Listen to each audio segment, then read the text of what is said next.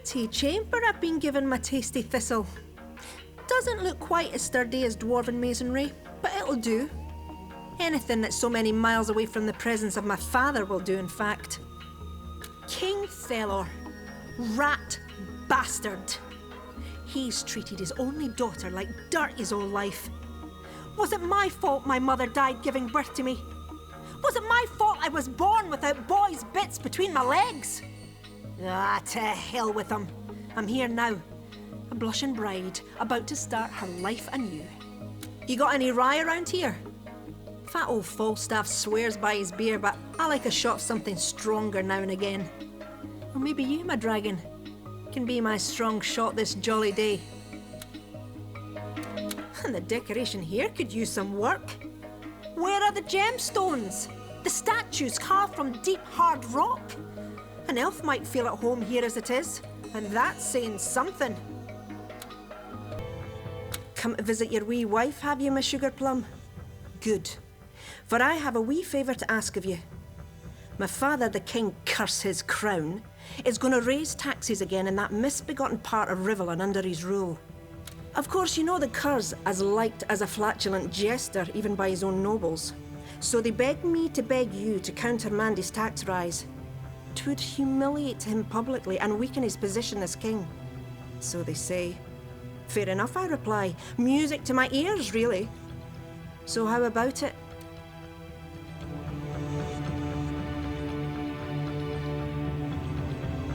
Bah, I should have known you'd be too noble and chivalrous and all that rot.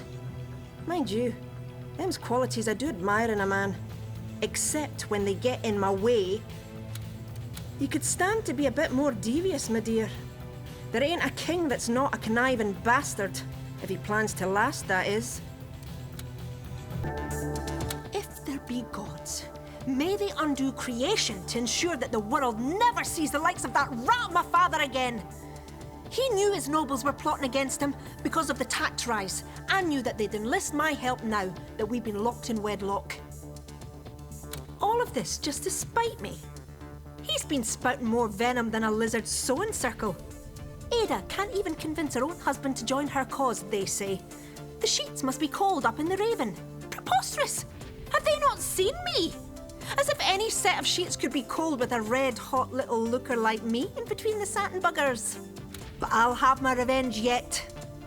I know my old man keeps a ledger that details all his sordid operations. A little black book that keeps track of everyone he blackmails. Get it, and we're golden.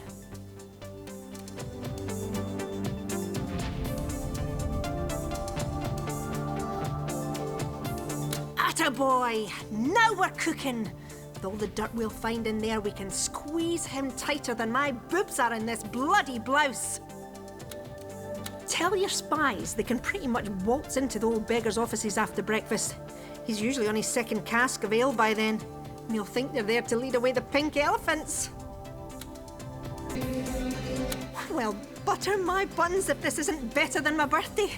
This ledger is a bloody gold mine. You should see the names in here. He has all the greats of the land eaten out of his palm because of their sordid little secrets. My word, there's stuff in here so saucy it'd make the Queen of Whores blush like a maiden on her wedding night. Now all we have to do is make this doozy public. Sure, it'll cause a bit of an uproar, but think of all the power that will slip from that old sod's grasp.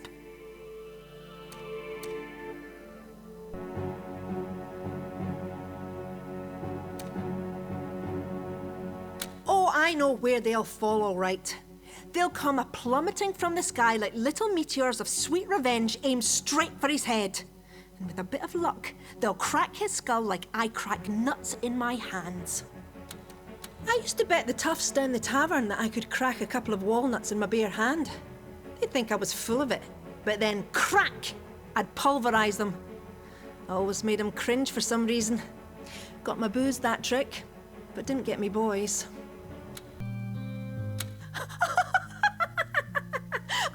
By Grom, the giant's codpiece, what an uproar that ledger's caused. Unseen in history. Those whose name has been disgraced have fled the realm, and all the others are lapping up every last sordid detail with the gusto of a dwarf bent backwards in a vat of ale.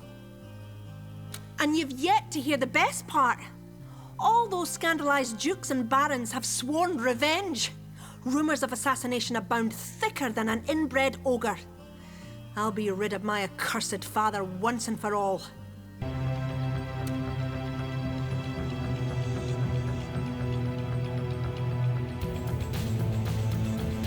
May every demon spit on the dagger that will do the deed. Long have I waited for this day. I'll stand on his grave as I'm pronounced queen. There we have it, my jack-in-the-box. The day has finally dawned. Dear old Dad, dead as a doornail. He'll be missed like a vomiting virus. Gods blight his soul. Soon I'll be the queen of all dwarfs. The moment they close the lid on his coffin, in fact. I'm sure that particular dull thud will sound like an angel playing the harp to my ears. Even then, I can't really be bothered going through the charade of a state funeral. Can't they just throw him in a pen, let the pigs have a treat for once?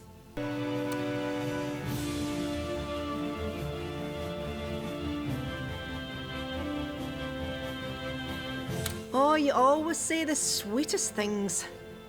I knew he'd end up as nothing more than dung in the mud eventually. So how about a little celebration? I'm up for a cask or two. I suppose fat old Falstaff and the likes won't appreciate my less than standard funeral arrangement, but I won't hear a word about it. Of that I'm certain. Grovelling worms like them, they'd never dare to speak against their queen. Bah! What is this accursed feeling that is gnawing at me like a ferret on a dead rabbit? I have everything I always wanted. For my father to be 6 foot under and for myself a throne 6 foot tall. And don't suggest his regret either, because some touchy-feely elf already went down that road and he's still looking for his ears. I have my crown, I have my title, and I had my revenge. Let a million rodents beset my heart. Their yellow-fanged teeth will break upon the granite they find. If only victory had brought some relief. If only victory didn't feel quite so empty now that it's here. Oh, never mind all that, right? I'm Queen of the Dwarfs now, and that's all I ever wanted to be. Sure, many of my subjects talk evil of me for throwing Papa to the pigs, but they'll get over it. And if they don't, I'll bloody well make 'em. Cold as my crown, cold as my soul. Luckily, I have the fire of dragons to keep me warm. There we have it, my jack-in-the-box. The day has finally dawned. Dear old Dad, dead as a doornail. He'll be missed like a vomiting virus. Gods blight his soul. Soon I'll be the queen of all dwarfs. The moment they close the lid on his coffin, in fact. I'm sure that particular dull thud will sound like an angel playing the harp to my ears. Even then, I can't really be bothered going through the charade of a state funeral. Can't they just throw him in a pen, let the pigs have a treat for once?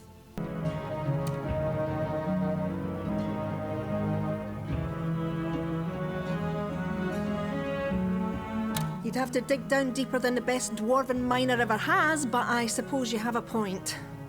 The trumpets will sound, the rites will be read, and on that day he will be publicly remembered as a great ruler. Ha!